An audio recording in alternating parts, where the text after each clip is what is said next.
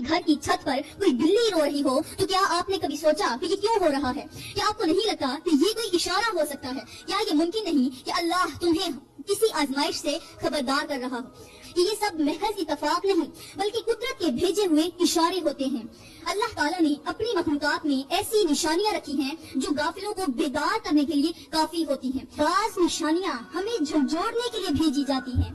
اگر آپ نے ان نشانیوں کو سمجھنے سے انکار کر دیا، اگر آپ نے اپنی آنکھیں بند کر لی اور ان اشاروں کو وہم سمجھا، بلی کو یوں ہی رونے دیا، تو پھر کل کا سورج تمہارے لیے ایک نئی مصیبت لے کر طلوع ہو گیا۔ اگر آپ نے بلی کے رونے کو نظر انداز کر دیا، اگر آپ نے سوچا کہ یہ محض ایک وہم ہے، تو یاد رکھو اتنے بھیانک عذاب آپ کے گھر پر آئیں گے کہ آپ کبھی سوچ بھی نہیں سکتی، اور ہر طرف بدبختی کا سایہ تمہارا پیچھا کرے گا۔